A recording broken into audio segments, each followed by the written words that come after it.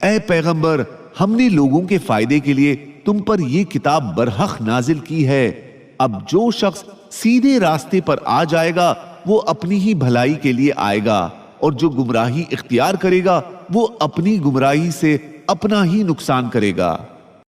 جن لوگوں نے ظلم کیا ہے، اگر ان کے پاس وہ سب کچھ ہو جو زمین میں ہے اور اس کے ساتھ اتنا ہی اور بھی ہو، تو قیامت کے دن بدترین عذاب سے بچنے کے لیے وہ سب فدیہ کے طور پر دینے لگیں گے، اور اللہ کی طرف سے وہ کچھ ان کے سامنے آ جائے گا جس کا انہیں گمان بھی نہیں تھا۔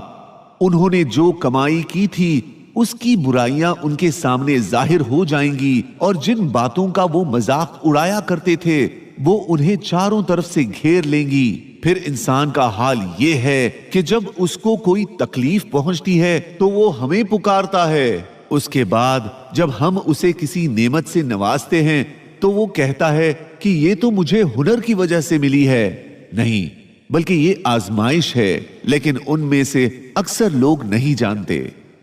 اے نبی، کہہ دو کہ اے میرے وہ بندو جنہوں نے اپنی جانوں پر زیادتی کر رکھی ہے، اللہ کی رحمت سے مایوس نہ ہو، سچے دل سے توبہ کر لو،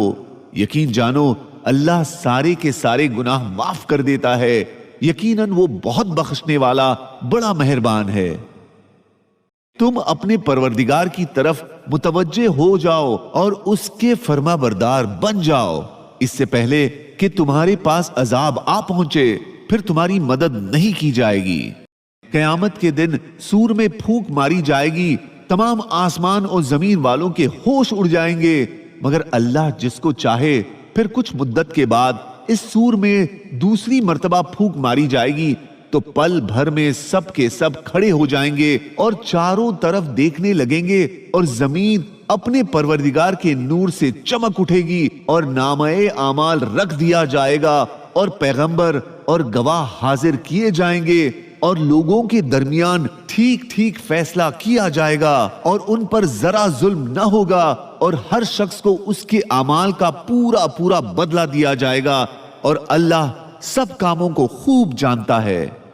اے میری قوم، یہ دنیاوی زندگی تو بس تھوڑا سا مزہ ہے، اور یقین جانو کہ آخرت ہی رہنے اور بسنے کا اصل گھر ہے، اور جس شخص نے کوئی برائی کی ہوگی اسے اسی کے برابر بدلہ دیا جائے گا، اور جس نے نیک کام کیا ہوگا چاہے وہ مرد ہو یا عورت، جبکہ وہ مومن ہو، تو ایسے لوگ جنت میں داخل ہوں گے، وہاں انہیں بے حساب رزق دیا جائے گا۔ نیکی اور برائی برابر نہیں ہوتی، تم برائی کا مقابلہ ایسے طریقے سے کرو جو بہترین ہو، نتیجہ یہ ہوگا کہ جس کے اور تمہارے درمیان دشمنی تھی وہ دیکھتے ہی دیکھتے ایسا ہو جائے گا جیسے وہ جگری دوست ہو، اور یہ بات صرف انہی کو عطا ہوتی ہے جو صبر سے کام لیتے ہیں، اور یہ بات اسی کو عطا ہوتی ہے جو بڑے نصیبے والا ہو۔